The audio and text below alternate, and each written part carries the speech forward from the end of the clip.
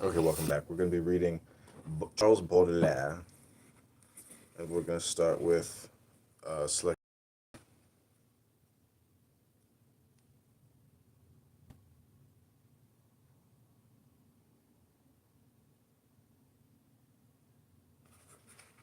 It's all it's English and French.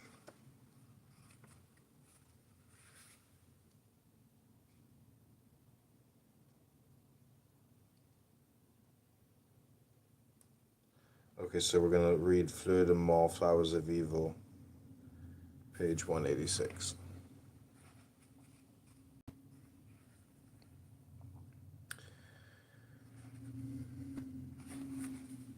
This is called Fleur de Mal, Flowers of Evil by Charles Baudelaire. Épigraphe pour un livre condamné, lecture possible, et bucolique, sobre, et naïf remède de bien, jeter ces livres sataniens, orgiaque et mélancolique. Si tu n'as fait tant rhétorique chez cet temps, les rosets doyens, de tu ne comprendrais rien ou tu me croirais hystérique. Mais si sans ce laser charmant ton œil saillit, plongueur dans les gouffres, lis-moi pour apprendre à ma âme. Âme creuse qui souffrait et vaste, cherchant ton paradis. Prends-moi, sinon j'étais maudit. Epigraph for a condemned book. Reader domestic, tolerant, sober, unsullied, honest man, cast down this book Saturnian, voluptuous, and virulent. If rhetoric you have not learnt from Satan's artful lexicon, cast it away then, simpleton.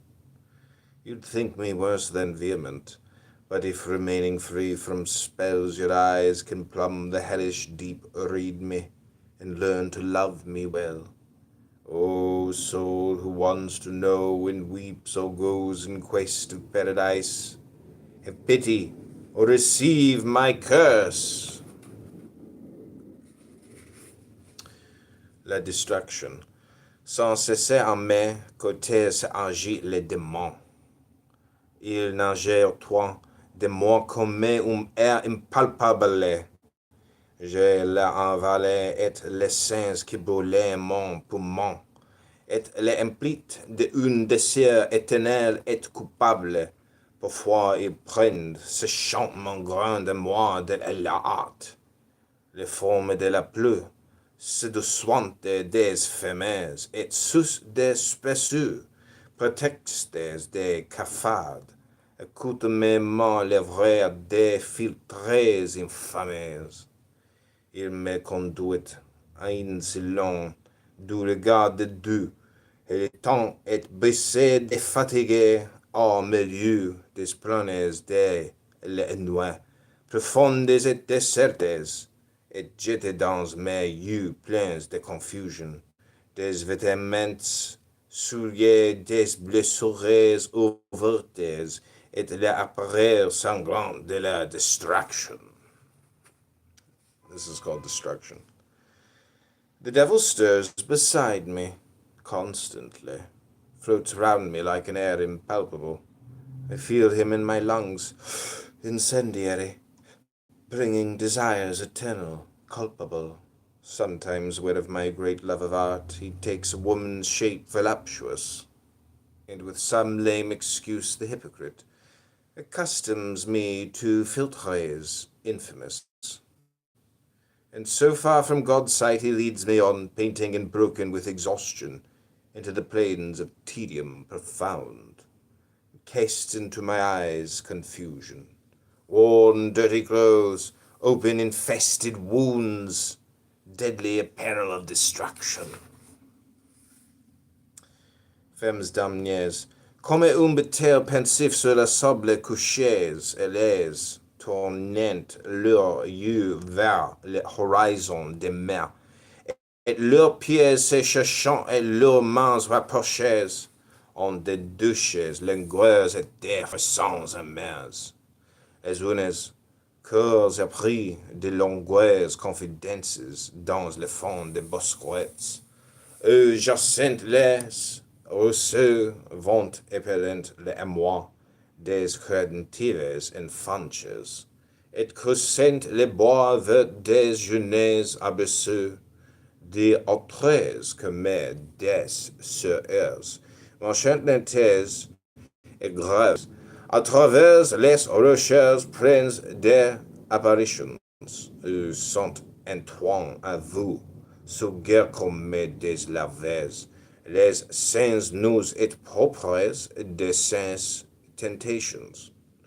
Il en est or leurs des raisins coulantes, qui dans les crues muettes des vœux entrées païennes, si appellant on se croise, de lures fivrées ou lentes, ô Bacchus, in domois des remotes anciens, et des entrées dont les ganges amers les scapulaires qui, recèlent un feuillet sus leurs longs vêtements, mêlant dans les bois, sombrés et les nuits solitaires, les accoutumés du presser ox larmes des torments.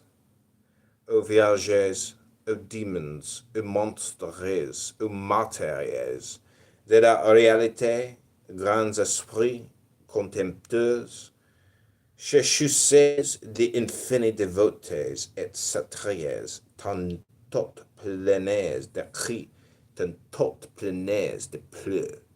Vous, que dans votre fermement amer poursuivez, pauvres sueuses, je vous aimais autant que je vous plains, pour vos monnaies douilleuses, vos soifs inassouvrieuse, et les honnêtes de moi, dont vos grands cœurs sont princes.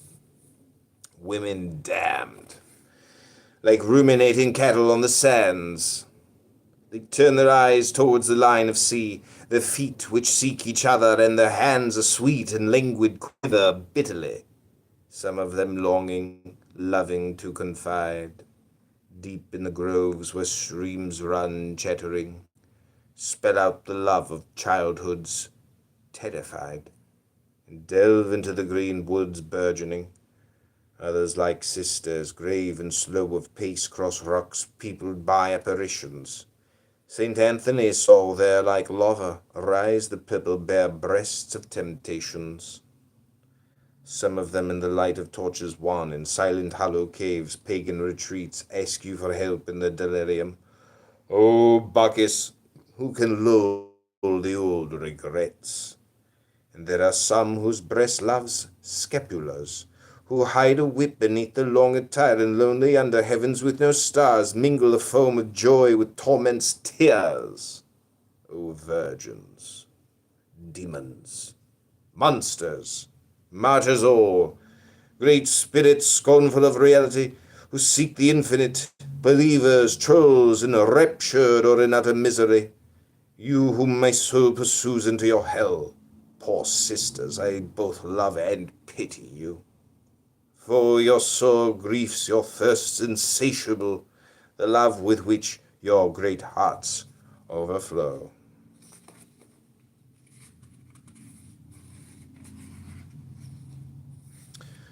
Okay, this is called Revolt. Les litanies de Satan. Toi, les plus savants et les plus beaux des anges. Dieu, trahi par les sortes privées des louanges. Oh, Satan, prince pitié de mon langueux misérieux.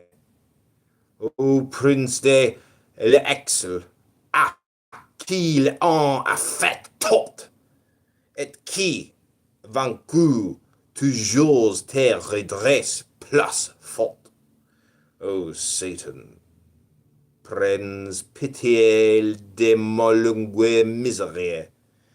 Toi, qui sens tout, grand roi des chaussées souterraines, gracieux, familier, des anges humains. Ô Satan, prends pitié de mon longue misère. Toi qui, mais ox les peu, ox prières maudites, enseignées par les moi le goût du paradis. Ô Satan, prends pitié de ma longue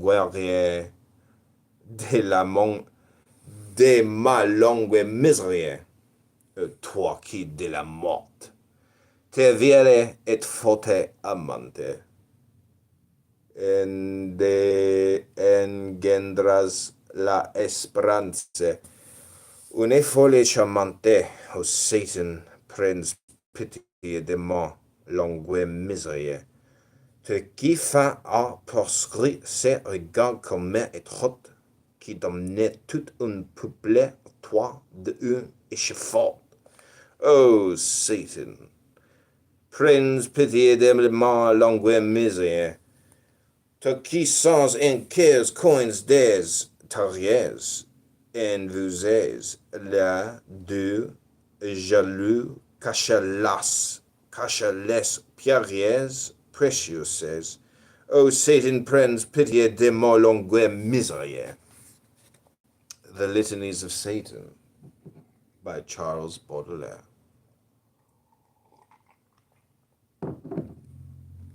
O thou of angels, loveliest, most wise, O God, betrayed by fate, deprived of praise, Satan, have mercy on my long distress, O Prince of exile, who is dispossessed, whoever rises stronger when oppressed.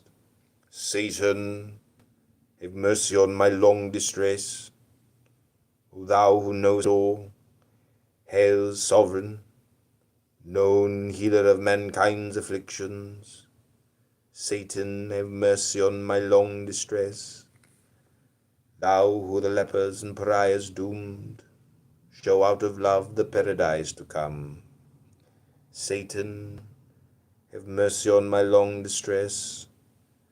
Thou who in death, your mistress old and strong, breeds hope, delightful aberration. Satan, have mercy on my long distress, thou who dost give the outlaw the proud glance which damns the crowd who watch his sufferings. Satan, have mercy on my long distress, thou who dost know where greedy earth enfolds the precious stones a jealous God concealed. Satan, have mercy on my long distress. Te don't laisser éclair connaître les profonds arsenaux, O dot ensevelie les peuplés des metus. O Satan, prince, pitié de ma longue misère.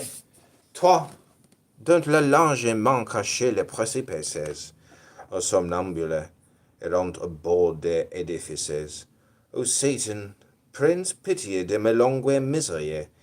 Toi qui, malgré ment et supplie les vues de les ivrognes, à tant défoulés par les chevaux. O Satan, prince, pitié de ma longue misère. Te quoi, pour consoler l'homme frêle qui souffrait, nous apprit à mêler les sapètres et les souffrer. O Satan, prince, pitié de ma longue misère. Toi qui posait tes marques au complice, sapto sur le front du Christus, impitoyable et vil, O Satan, prince, pitié de ma longue misère. Toi qui mets dans les yeux et dans le cœur des filières le côté de la plaie et le moi des guenilles. O Satan, prince, pitié de ma longue misère. Beton des exilés, lampes des invetures, confessures des pendus et des conspirateurs. O Satan, prends pitié de ma longue miserie, père adoptif de que un se noie colère. Du paradis terrestre a chassé de la périère. O Satan, prends pitié de ma longue miserie.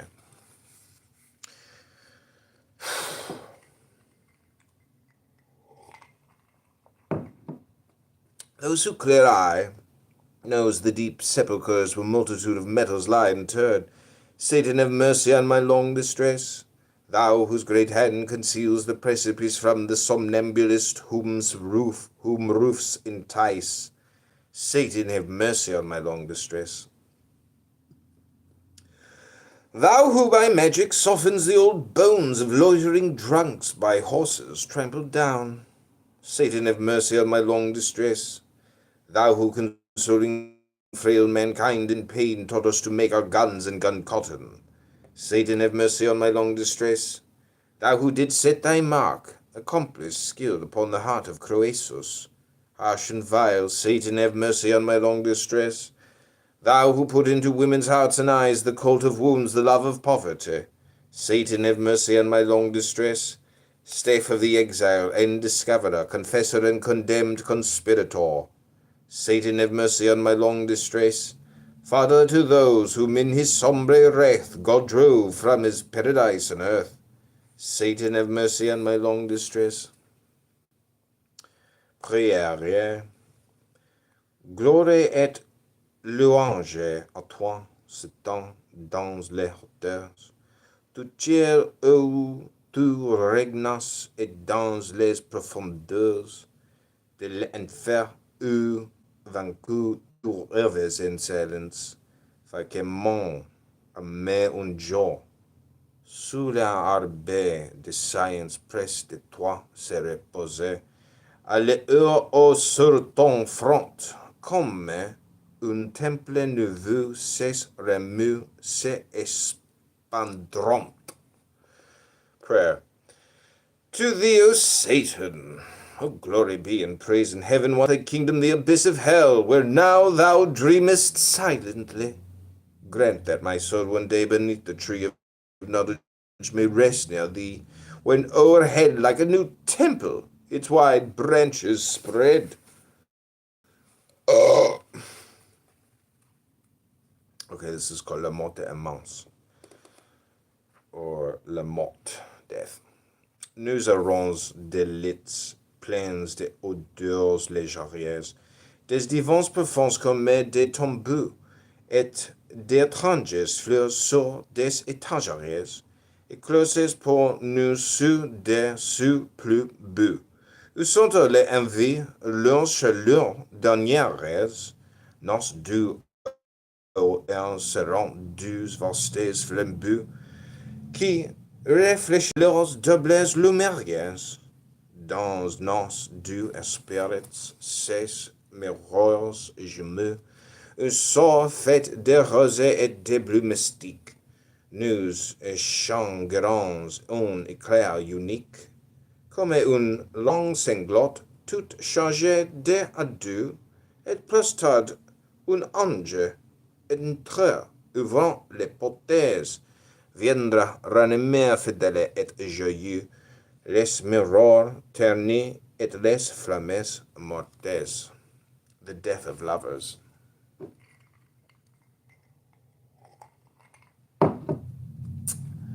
We shall have beds full of aromas light, divans profound and deep as sepulchres, and shelves of flowers rare and exquisite, which bloom for us where skies are lovelier. And when in the last warmth our hearts delight, they will be like to torches without peer, which will reflect their splendor doubly bright in our two spirits, which twin mirrors are. One evening, roseate cerulean, we shall exchange a single lightning gleam like a long sable heavy with farewells, and later angels opening the doors will come, faithful and joyous sentinels, and the door mirrors and dead fires restore. La mort des pauvres, the death of the poor. C'est la mort qui console, hélas, et qui fait vivre.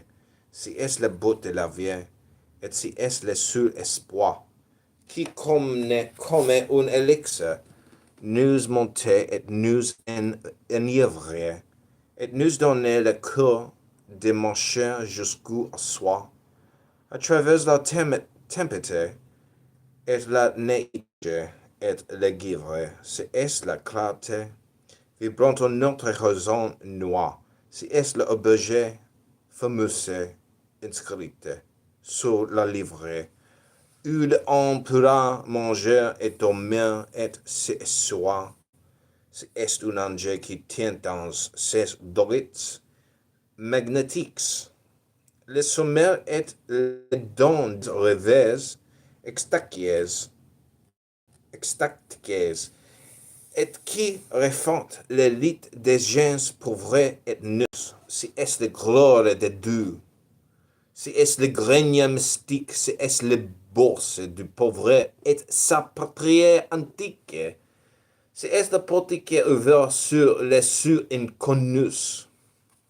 The death of the poet. The death of the poet. The death of the poor. That's much better. It is death which consoles. Alas, it makes us live. It is the aim of life, the one aspiration which lifts us, elates us, draught restorative. It gives us the heart to walk till day is done. When the snow and frost lie thick and tempests drive in darkness, it is the light that leads us on. It is the inn, they say, superlative, where we can eat and drink, sleep and sit down. It is an angel with authority to give us sleep in our dreams of ecstasy, an angel who makes the bed of the naked poor. It is the glory of gods, and the mystic granary, the purse of the poor, then the land eternally. It is the gate to heavens unknown before. Le Voyage, un Maxime du Camp. Pose l'infante, un mouret de cortèges et d'estampes, l'univers est égal en son vaste appétit. Ah, que le monde est grand, à la clarté des lampes. Oh, you de souvenir que le monde est petit.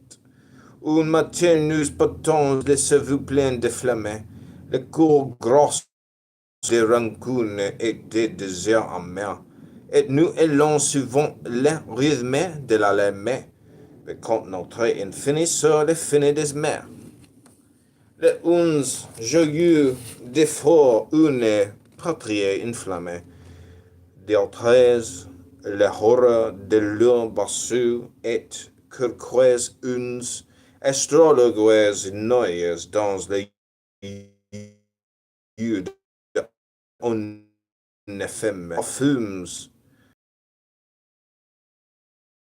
C'est enivrant d'espace et de lumière, et dessus embrasses la glace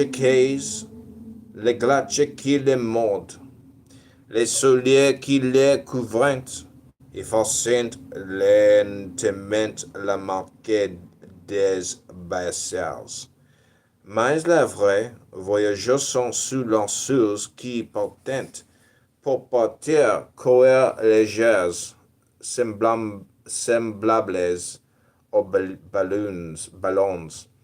De leur fatalité, jamais ils n'écartent et sans savoir pourquoi, disent toujours aliens.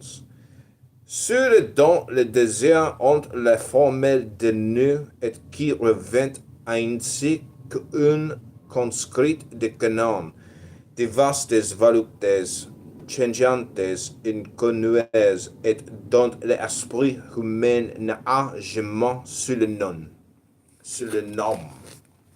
Okay, to Maxime du Camp, The Voyage. The child in love with prints and gazetteers finds that the globe his thirst can satisfy, how big the world by lamplight does appear. How small the world is in our memory. One morning we depart, the mind ablaze, the heart weighed down with care and rhythmic seas of vastness lull an ocean's littleness.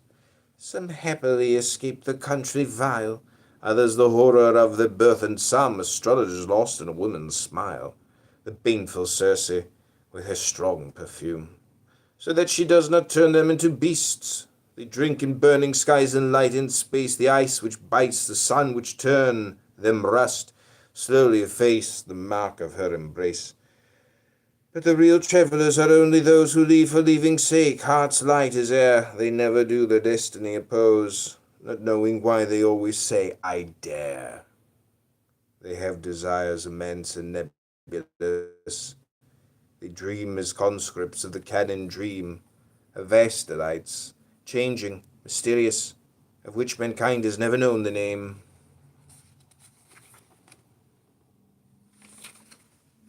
Okay, I can't really read anymore. I'm getting exhausted. So, I'm gonna play some philosophy, and I hope you enjoy it. I'm gonna go nurse my eye with some ice and some hot water. And this is Marcus Aurelius' Stoic Meditations. I hope you enjoy.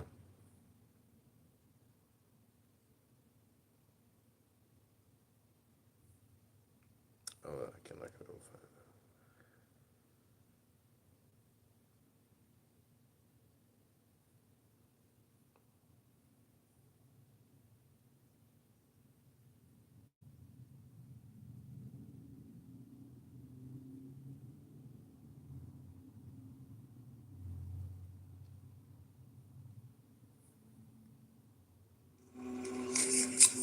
The golden sayings of Epictetus.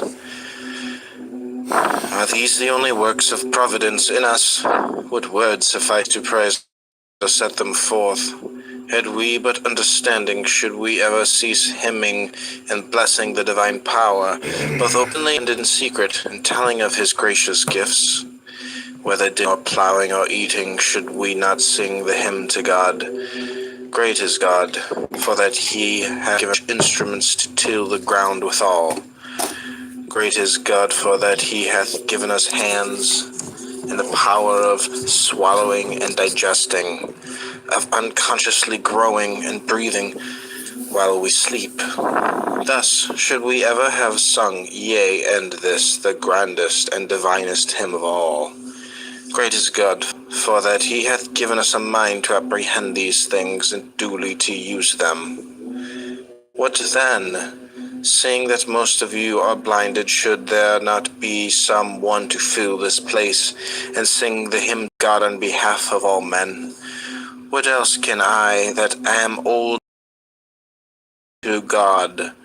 Were I a nightingale, I should of a nightingale. Were I a swan, I should do after the manner of a swan. But now, since I am a reasonable being, I must sing to God. That is my work, I do it, nor will I desert this my post, as long as it is granted me to hold it. And upon you, too, I call to join in this self-same hymn. How then do men act? As though one returning to his country, who had sojourned for the night in a fair inn, should be so captivated thereby as to take up his abode there. Friend, thou hast forgotten thine intention. This was not thy destination, only lay on the way thither. Nay, but it is a proper place, and how many more of the sort there be, only to pass through upon thy way. Thy purpose was to return to thy country, to relieve the kinsman's fears for thee, thyself to discharge the duties of a citizen, to marry a wife, to beget offspring, and to fill the appointed round of office. Thou didst not come to choose out what places are most. Turn to that wherein thou wast born, and where thou wert a citizen. Try to enjoy the great festival of life with other men. But I have one whom I must please, to whom I must be subject, whom I must obey, God, and those who come next to him. He hath entrusted me with myself, he hath made my will subject to myself alone, and given me rules for the right use thereof. Rufus used to say, if you have leisure to praise me, what I say is not. In truth, he spoke in such wise that each of us who sat there thought that someone had accused him to Rufus, so Surely. Did he lay his finger on the very deeds we did, so surely display the faults of each before his very eyes? But what saith God? Had it been possible, Epictetus, I would have made both that body of thine and thy possessions free and unimpeded, but as it is, be not deceived. It is not thine own. It is but finely tempered clay, could not do. I have given thee a portion of myself and the power of desiring and declining and of pursuing and avoiding. In a word, the power of dealing with the things of sense. And if thou neglect not this, but place all that thou hast therein, thou shalt never be let or hindered, thou shalt never lament, thou shalt not blame or flatter any. What then seemeth this to thee a little thing? God forbid. Be content then therewith, and so I pray the gods. What saith Antisthenes? Hast thou never heard? It is a kingly thing, Osiris, to do well and to be evil spoken of. Ay, but to debase myself thus were unworthy of me. That said, Epictetus, is for you to consider, not for me. You know yourself what you are worth in your own eyes, and at what price for men sell themselves at various prices. This was why, when Florus was deliberating whether he should appear at Nero's shows, taking part in the performance himself, Agrippinus replied, "Appear by all means." And when Florus inquired, "But why do not you appear?" he answered, "Because I do not even consider the question." For the man who has once stooped to consider such questions and to reckon up the value of external things is not far from forgetting what manner of man he is. Why, what is it that you ask me? Is death preferable or life? I reply life. Pain or pleasure? I reply pleasure. Well, but if I do not act, I shall lose my head. Then go and act, but for my part I will not act. Why? Because you think yourself but one among the many threads which make up the texture of the doublet. You should aim at being like men in general, just as your thread has no ambition either to be anything distinguished compared with the other threads. But I desire to be the purple, that small and shining part which makes the rest seem fair and beautiful. Why then do you bid me become even as the multitude? Then were I no longer the purple. If a man could be thoroughly penetrated as he ought with this thought that we are all in an especial manner sprung from God, and that God is the father of men as well as of gods, full surely he would never conceive aught ignoble or base of himself, whereas if Caesar were to adopt you, your haughty looks would be intolerable. Will you not be elated at knowing that you are the Son of God? Now, however, it is not so with us, but seeing that in our birth these two things are commingled, the body which and the reason and thought which we share with the gods. Men decline towards this unhappy kinship with the dead, few rise to the blessed kinship with the divine. Since then every one must deal with each thing according to the view which he forms about it. Those few who hold that they are born for fidelity, modesty, and unerring sureness in dealing with the things of sense, never conceive aught base or ignoble of themselves, but the multitude the contrary. Why, what am I, a wretched human creature with this miserable flesh of mine? Miserable indeed, but you have something better than the paltry flesh of yours. Why then cling to the one and neglect the other? Thou art but a poor soul laden with a lifeless body. The other lamp placed beside my household gods. Heard a noise at the door, and hastening down found my lamp carried off. I reflected that the culprit was in no very strange case. Tomorrow, my friend, I said, you will find an earthenware lamp. A man can only lose what he has. The reason why I lost my lamp was that the thief was superior to me in vigilance. He paid, however, this price for the lamp, that in exchange for it he hastened to become a thief, in exchange for it to become faithless.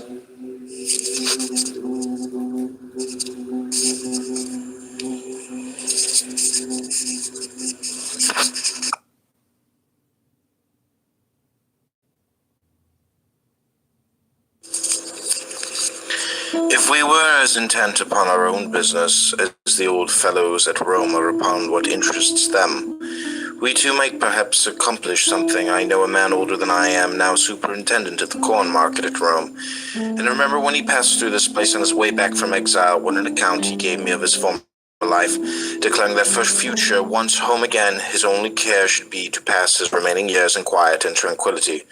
For how few years have I lived, he cried. That, I said, you will not do, but the moment the scent of Rome is in your nostrils, you will it all, and if you can but gain admission to court, you'll be glad enough to elbow your way in, and thank God for it. Epictetus, he replied, if you ever find me setting as much as 1 foot within the court, think what you will of me. Well, as it was, what did he do ere ever he entered the city? He was met by a dispatch from the emperor. He took it and forgot the whole of his resolutions. From that moment he has been piling one thing upon another.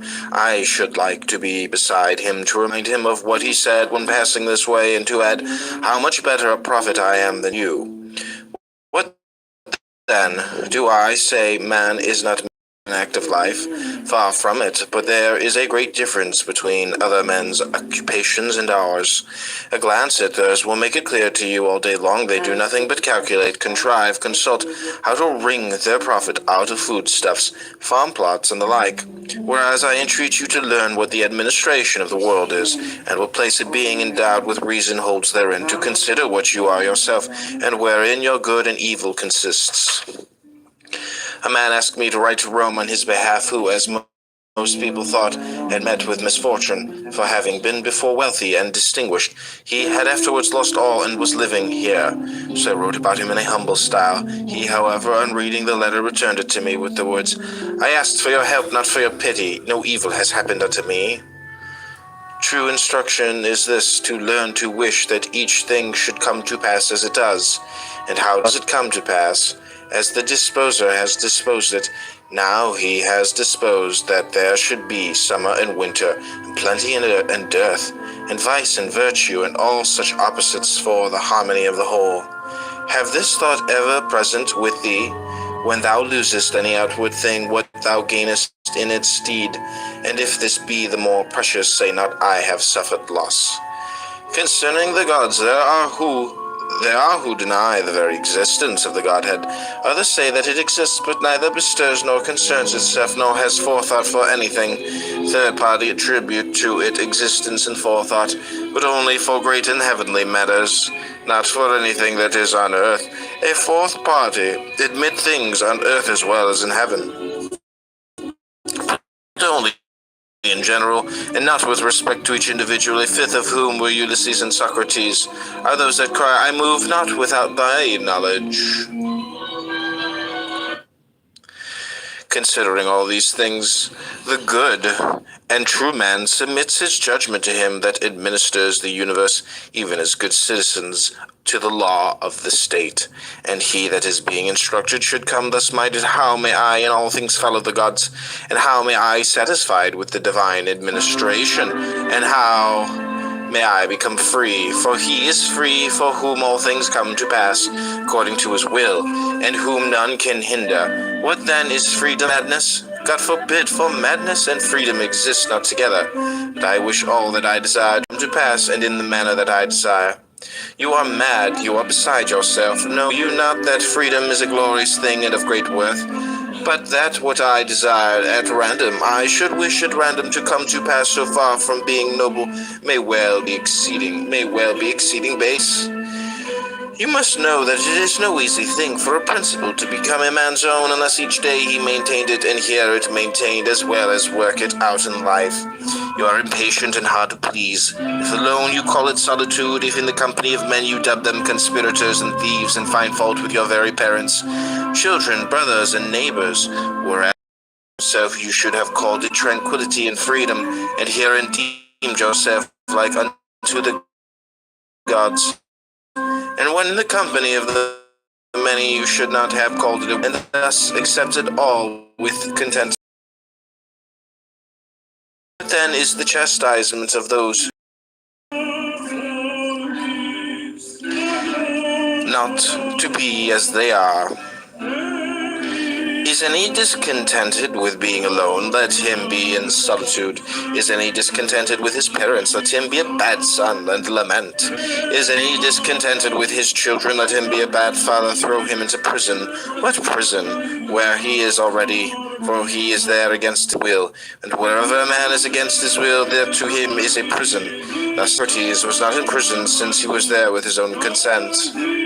Knowing thou what speck thou art in comparison with the universe, that is, with respect to the body, since with respect to reason, not inferior to the gods, no less than they.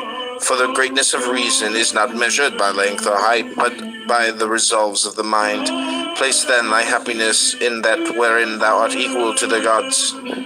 Asked how a man might eat acceptably to the gods, Epictetus replied, if when he eats he can be just, cheerful, equable, temperate, and orderly, can he not thus eat acceptably to the gods?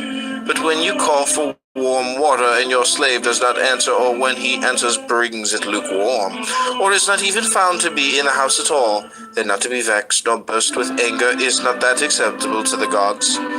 But how can one endure such people? Slave, will you not endure your own brother, that has got you his forefather, even as a son sprung from the same stock, and of the same high descent as yourself?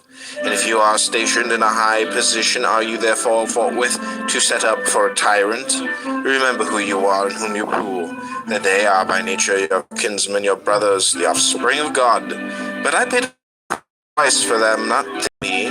Do you see whither you are looking? Down to the earth, to the pie, to the pit, to those despicable laws of the dead? But to the laws of the gods you do not look. When we are invited to a banquet, we take what is set before us, and were one to call upon his host to set fish upon the table or sweet things, he would be deemed absurd. Yet in a word, we ask the gods for what they do not give, and that although they have given us so many things, asked how a man might convince himself that every single act of this was under the eye of God, Epictetus answered, do you not hold that all things are bound together in one?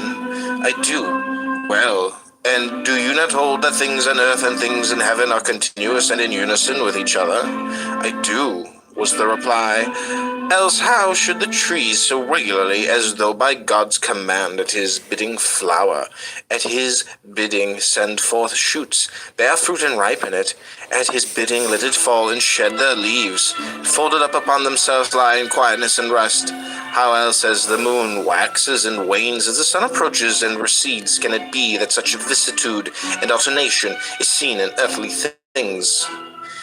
If then all things that grow, nay, our own bodies are thus bound up with the whole, is it not this still true of the souls? And if our souls are bound up and in contact with God as being very parts and fragments plucked from himself, shall he not feel every movement of theirs as though it were his own, and belonging to his own nature? But you say, I cannot comprehend all this at once. Why, who told you that your powers were equal to God's? Yet God hath placed by the side of each a man's own guardian spirit. To the Stoics, the guardian spirit was each man's reason, who is charged to watch over him, a guardian who sleeps, nor is deceived. For to what better or more watchful guardian could he have committed each of us? So when you have shut the doors and made a darkness within, remember never to say that you are alone, for you are not alone, but God is within, and your guardian spirit. What light do they need to behold what you do? To this God you also should have sworn allegiance, even as soldiers unto Caesar. They, when their service is hired, swear to hold the life of Caesar dearer than all else. And will you not swear your oath, that are deemed worthy of so many and great gifts? And will you not keep your oath when you have sworn it? And what oath will you swear? Not to disobey, never to reign or murmur at aught that comes to you from his hand, never unwillingly to do or suffer aught that necessity lays upon you. Is this oath like theirs? I swear to hold no other dearer than Caesar, you to hold our true selves dearer than all else beside. How shall my brother cease to be wroth with me? Bring him to me, and I will tell him, but to thee I have nothing to say about his anger. When one took counsel of Epictetus, saying, what I seek is this, how even though my brother be not reconciled to me, I may still remain as nature would have me to be. He replied, all great things are slow. This is true even of a grape or of a fig. If then you say to me now, I shall answer, it needs time. Wait till it first flower, then cast its blossom, then ripen. Whereas when the fruit of the fig tree reaches not maturity suddenly, nor yet in a single hour, do you nevertheless desire so quickly and easily to reap the fruit of the mind of man? Nay, expect it not, even though I bade you. Epaphroditus had a shoemaker whom he sold as being good for nothing. This fellow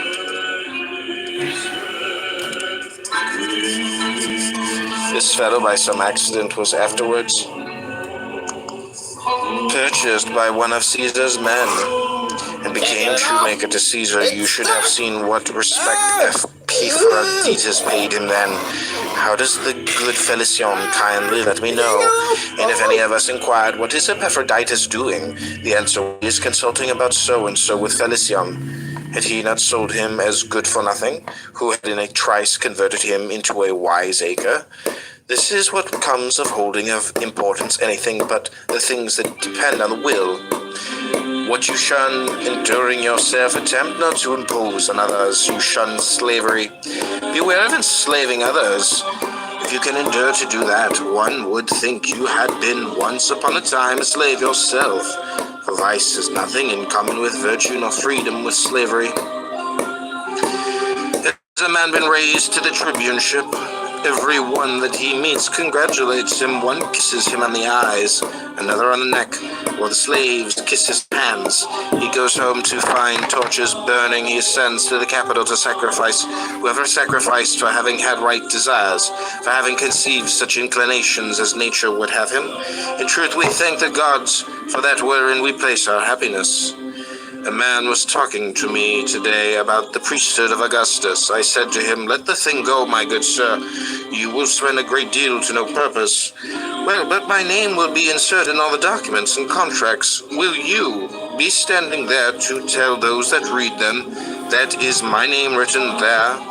And even though you could now be there in every case, what will you do when you are dead? At all events, my name will remain. Inscribe it on a stone, and it will remain just as well, and think beyond Nicopolis, what memory of you will there be. But I shall have a golden wreath to wear. If you must have a wreath, get a wreath of roses and put it on. You will look more elegant. Above all, remember that the door stands open.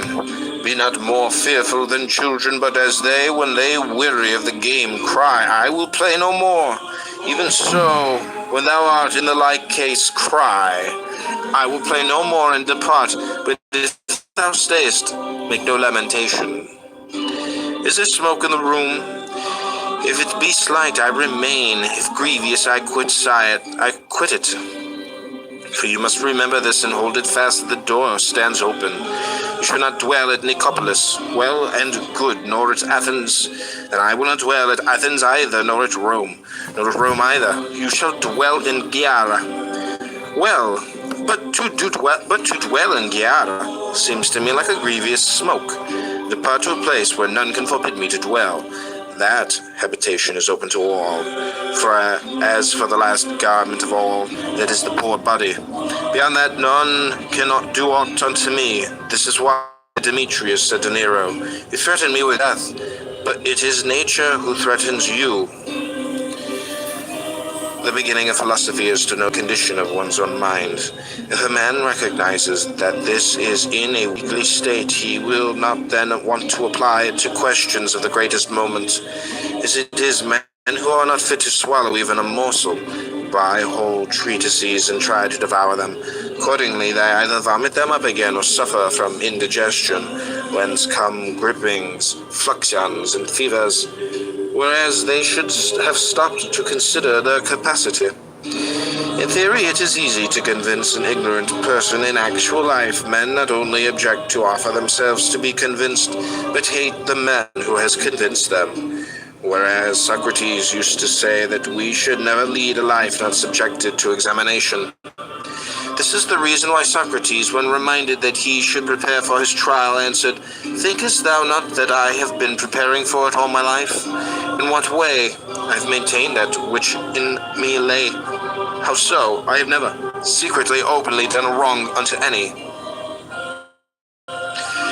In what character dost thou now come forward? Come thou, saith God, and testify for me, for thou art worthy of being brought forward as a witness by me. Is aught that is outside thy will either good or bad? Do I hurt any man? Have I placed the good of each in the power of any other than himself?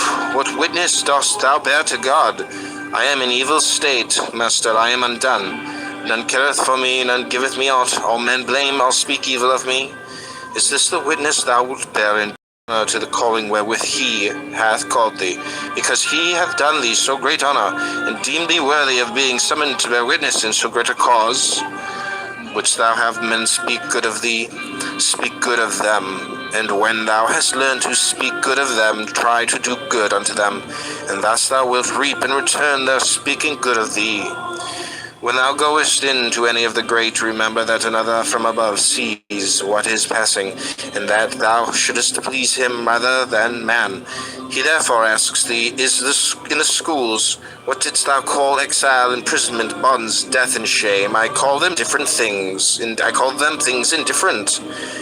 What then dost thou call them now? Are they at all changed? No. It is then thou that art changed? No. Say then, what are things indifferent? Things that are not in our power. Say then what follows, that things which are not in our power are nothing to me. Say also what things you hold to be good, a will such as it ought to be, and a right use of the things of sense. And what is the end? To follow thee. That Socrates should ever have been so treated by the Athenians, slave. Why say Socrates? Speak of the thing as it is.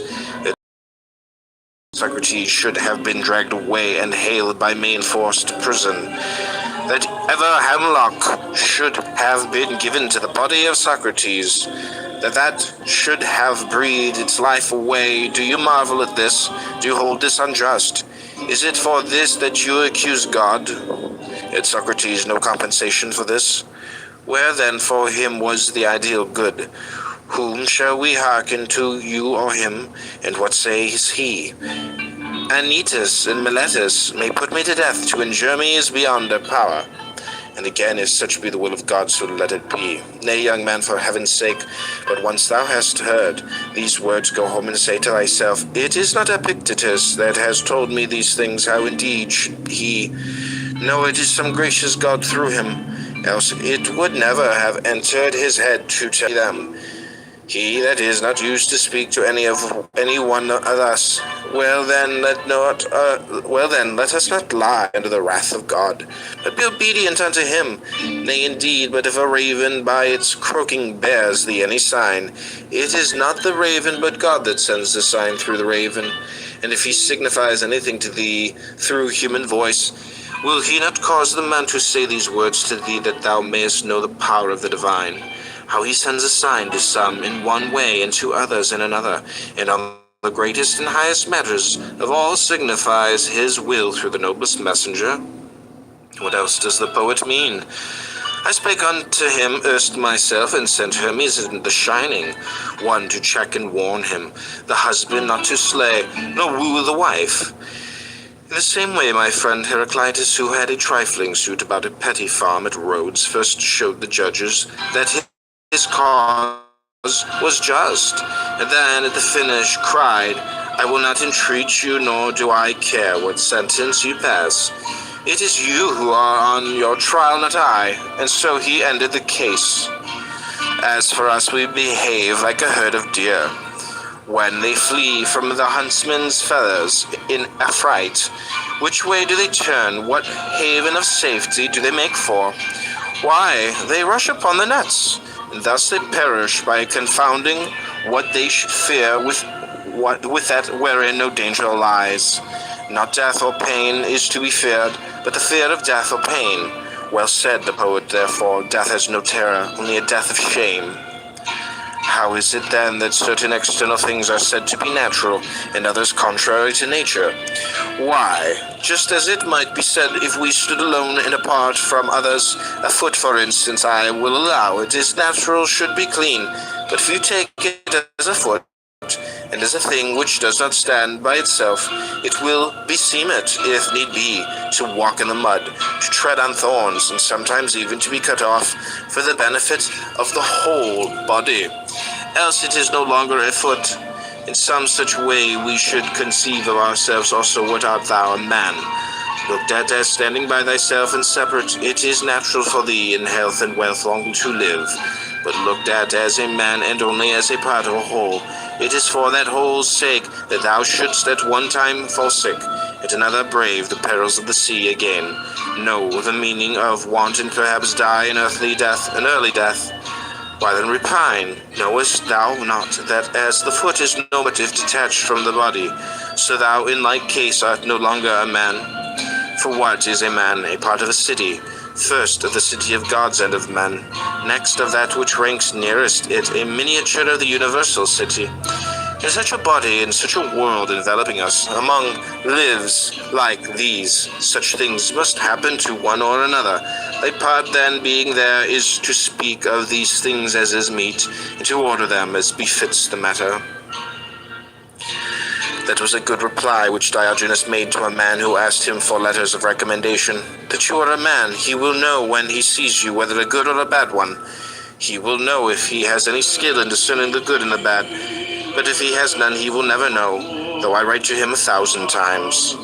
It is as though a piece of silver money desired to be recommended to someone to be tested. If the man be a good judge of silver, he will know the coin will tell its own tale. Even as the traveler asks his way of him that he meets inclined in no wise to bear to the right rather than to the left, for he desires only the way leading whither he would go, so should we come unto God as to a guide, even as we use our eyes without admonishing them, to show us some things rather than others, but content to receive the images of such things as they present unto us. But as it is, we stand anxiously watching the victim, and with the voice of supplication call upon the augur, Master, have mercy on me, vouchsafe unto me a way of escape. Slave, would you then have aught else than what is best? Is there anything better than what is God's good pleasure? Why, as far as in you lies, would you corrupt your judge and lead your counselor astray? God is beneficent, but the good also is beneficent. It should seem then that where the real nature of God is, there too is to be found the real nature of the good. What then is the real nature of God? Intelligence, knowledge, right, reason. Here then, without more ado, seek the real nature of the good, for surely thou dost not seek it in a plant or in an animal that reasoneth not. Seek then the real nature of the good in that without whose presence thou wilt not admit the good to exist in aught else. What then? Are not these other things also works of God? They are, but not preferred to honor, nor are they portions of God. But thou art a thing preferred to honor, thou art thyself a fragment torn from God. Thou hast a portion of him within thyself. How is it then that thou dost not know thy high descent, dost not know whence thou comest? Dost not know whence thou comest? When thou eatest, wilt thou not remember who thou art that eatest, and whom thou feedest? In intercourse, in exercise, in discussion, knowest thou not that it is a God whom thou feedest? A God whom thou exercisest, a God whom thou bearest about with thee, O miserable, and thou perceivest it not. Thinkest thou that I speak of a silver or gold that is without thee? Nay, thou bearest him within thee, all unconscious of polluting him with thoughts impure and unclean deeds, were an image of God present. Thou wouldst not dare to act as thou dost, yet when God himself is present within thee, beholding and hearing, thou dost not blush to think that such thoughts induce deeds. O thou that art insensible of thine own nature, and liest under the wrath of God, why then are we afraid when we send a young man from the schools into active life, lest he should endure imperately, lest he should debase himself by ragged clothes, puffed up by fine raiment? Knowest he not the God within him? Knowest he not with whom he is starting on his way? Have we patience to hear him say to us, Would I had thee within me? Hast thou not God where thou art, and having him dost thou still seek for any other? Would he tell thee aught what else than these things? Why wert thou a statue of Phidias, and Athena, or a Zeus? Thou wouldst bethink thee both of thyself and thine artificer. And hadst thou any sense, thou wouldst strive to do no dishonor to thyself or him that fashioned thee, nor appear to beholders in unbefitting guise. But now, because God is thy maker, is that why thou carest not of that of what sort thou shalt know thyself to be? Yet how different the artists and their workmanship! What human artists' work, for example, has in the faculties that are displayed in fashioning it? Is it aught but marble, bronze, gold, or ivory? Nay, when the Athena of Phidias has put forth her hand and received therein a victory, in that attitude she stands forevermore. But God's works move and breathe, they use and judge the things of sense, the workmanship of such an artist. Wilt thou dishonor him? Aye, when he only fashioned thee, but placed thee like a ward in the care and guardianship of thyself alone. Wilt thou not only forget this, but also do dishonor to what is committed to thy care? If God had entrusted thee with an orphan, wouldst thou have thus neglected him? He hath delivered thee to thine own care, saying, I had none more faithful than myself. Keep this man for me, such as nature hath made him, modest, faithful, high-minded, a stranger to fear, to passion, to perturbation. Such will I show myself to you all, what exempt from sickness also, from age, from death. Nay, but accepting sickness, accepting death as becomes a god. No labor, according to Diogenes, is good, but that which aims at producing courage and strength of soul, rather than of body. You also must show the unlearned man the truth, and you will see that he will follow, but so long as you do not show it to him. You should not mock, but rather feel your own incapacity.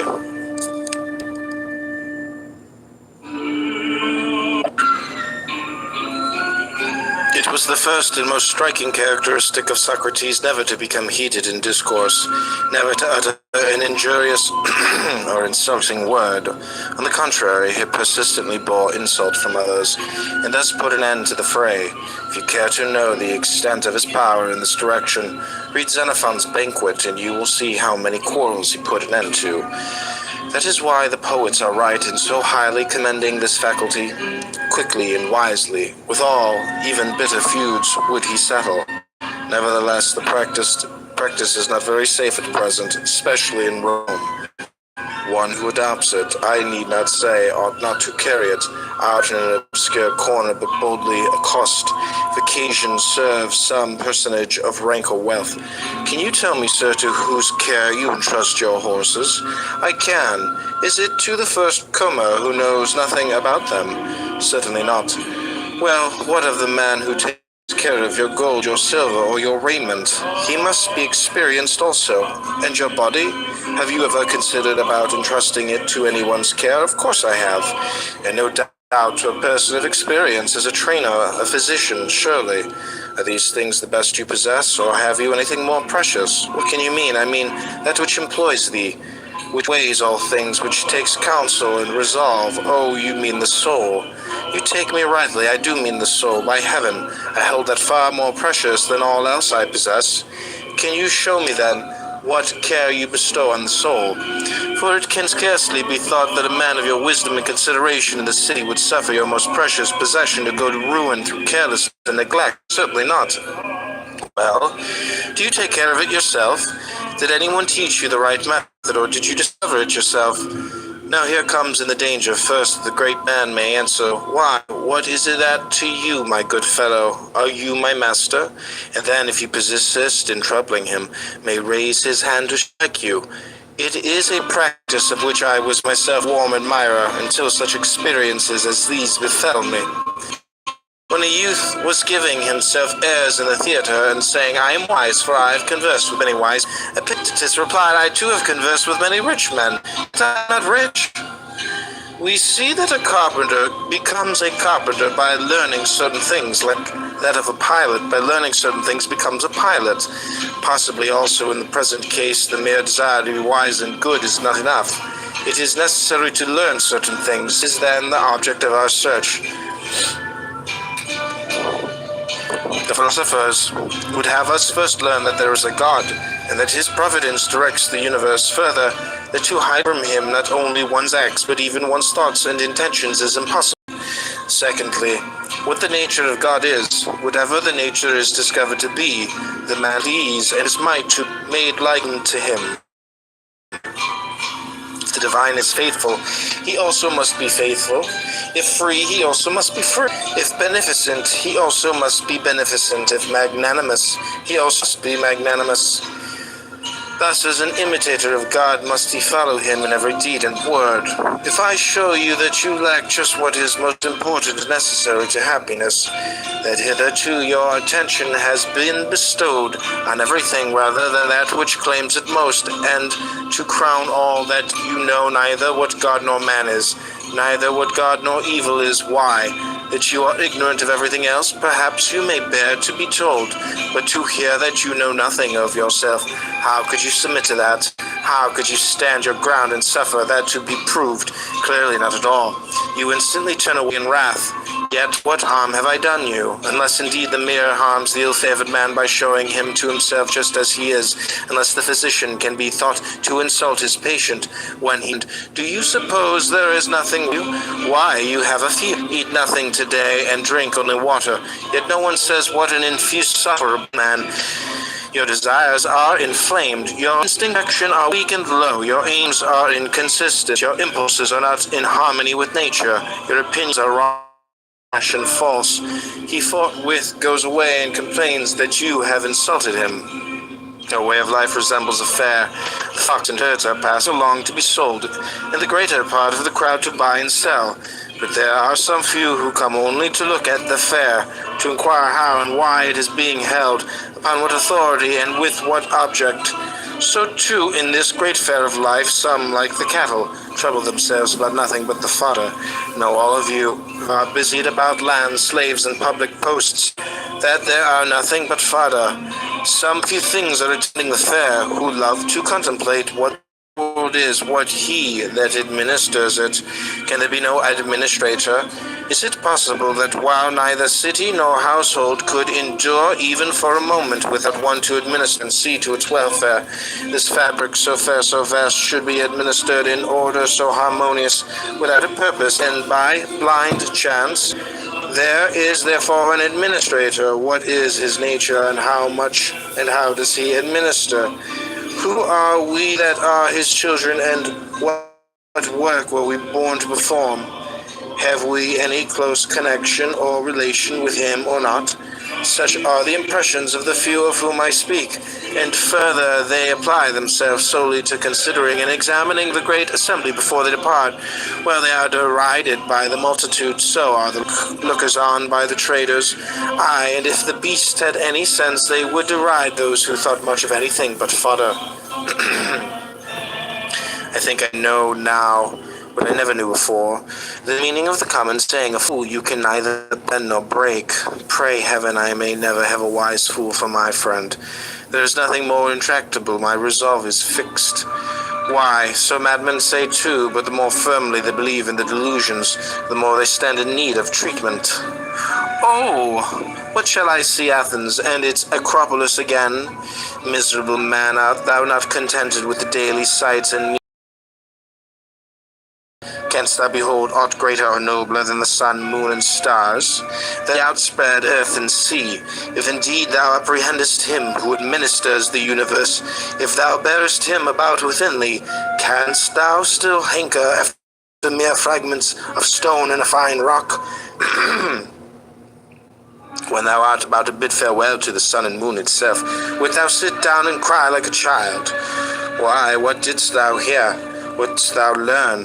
Why didst thou write thyself down a philosopher, when thou mightest have written what was the fact, namely, I have made 1 or 2 compendiums, I have read some works of Chrysippus, and I have not even touched the hem of philosophy's robe.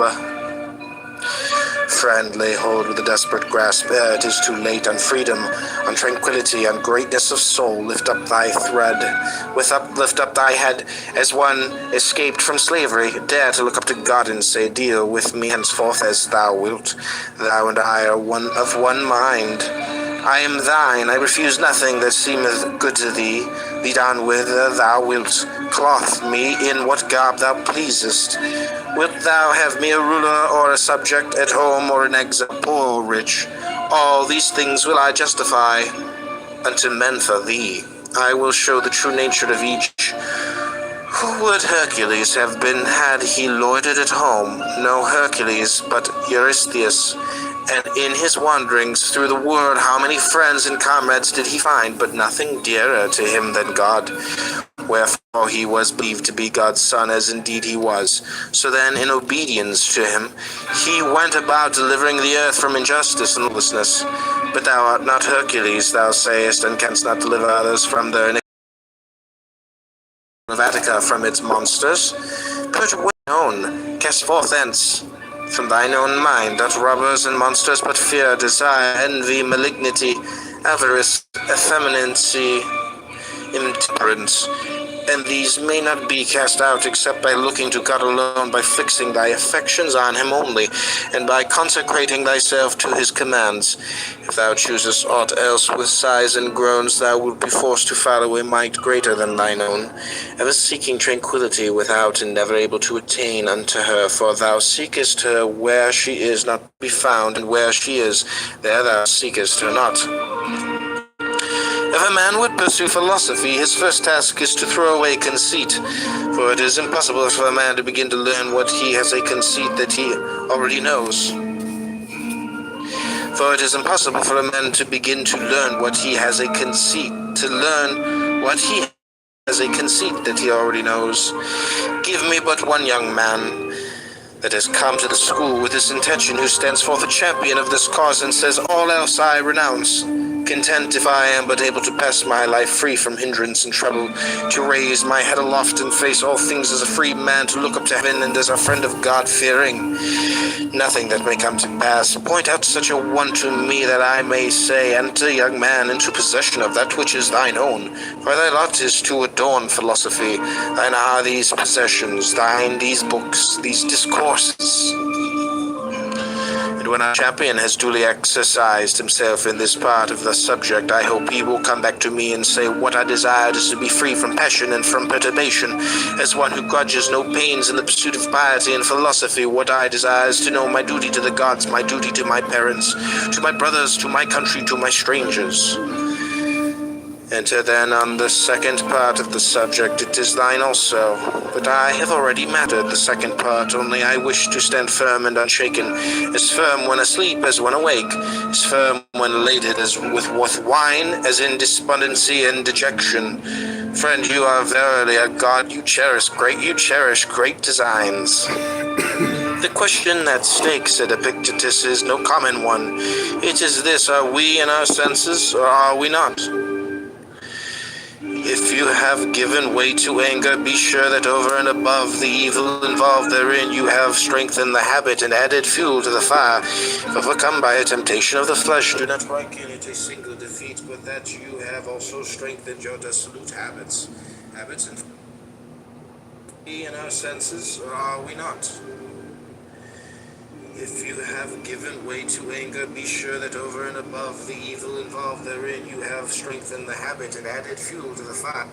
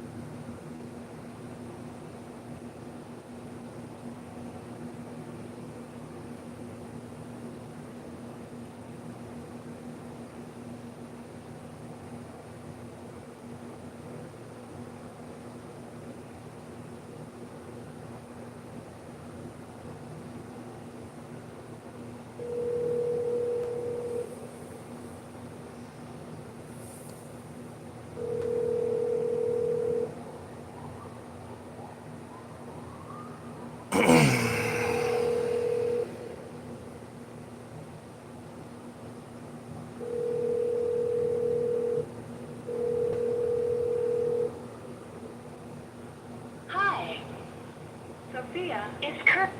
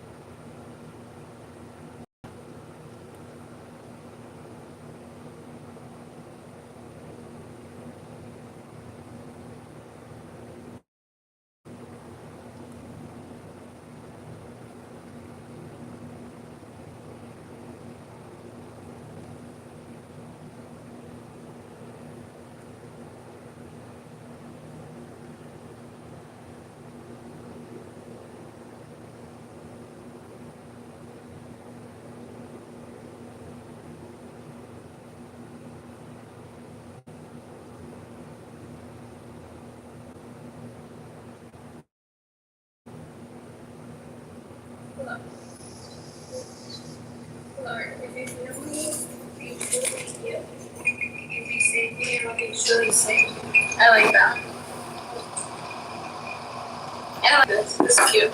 Isn't it very beneficial? Like, it's very quick. It's straight to the point. Because a lot of people, it takes a long time to read, but this is like the Cliff Notes. And I love bots. It's like, Yeah, I lived in Irving Park. It was like an old apartment building and a connected building.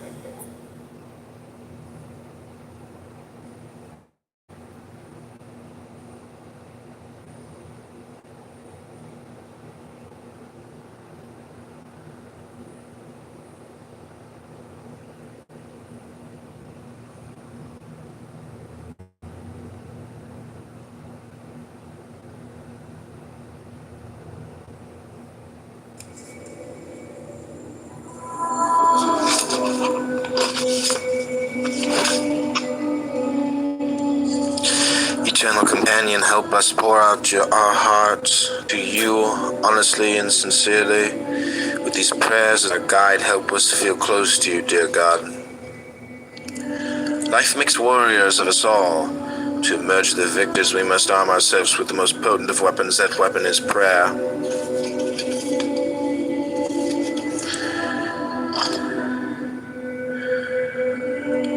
Actions, no place too far. First tell me this, is there some secluded spot in the vicinity where I can go to pray? Reb Nachman asked. He had just arrived in Breslov, the town whose name the Breslov movement has borne ever since. I know a place that would be most suitable, the Hasid replied, but it's quite far from here. Far, the Rebbe exclaimed. What do you mean by far? Far from the mind or from the heart? Reb Nachman later taught, when your heart yearns, distance is no obstacle. In praise, my God, I work and I strive, never knowing if I will succeed. You and only you can give hope to my dreams. With your help, I am spared wasted efforts. With your blessing, all hardship I endure can bear fruit. You and only you are the key to success in all that I do. Courage to grow, Almighty God, source of all the energy of life. Without you, I am helpless.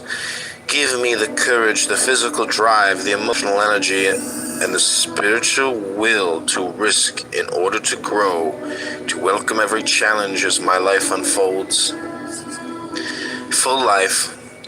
O life of the world, grant me a full life, a life which may be considered long because it has been filled with right living, and considered rich because it has been filled with holy acts. Making ends meet, source of all sustenance, sustain me nowadays, or even living simply, working only to acquire life's most basic necessities, demands so much. In the black, help me see my way out of this monstrous tangle of debts, the inevitable outlay for my children's needs, those overwhelming expenses and bills, those inescapable medical expenditures, but most of all, dear God, help me keep my account with you in the black.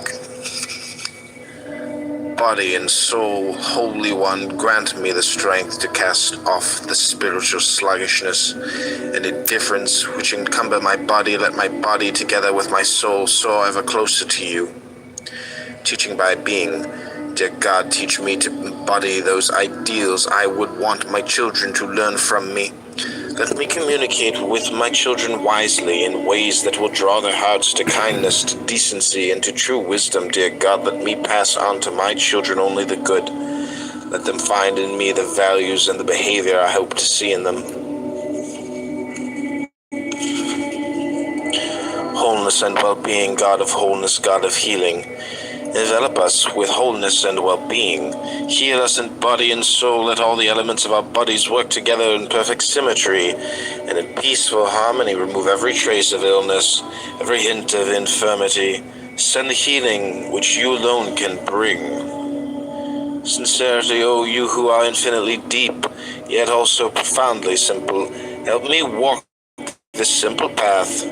Free me from any facade of sophistication, which will only hinder my endless quest to come closer to you.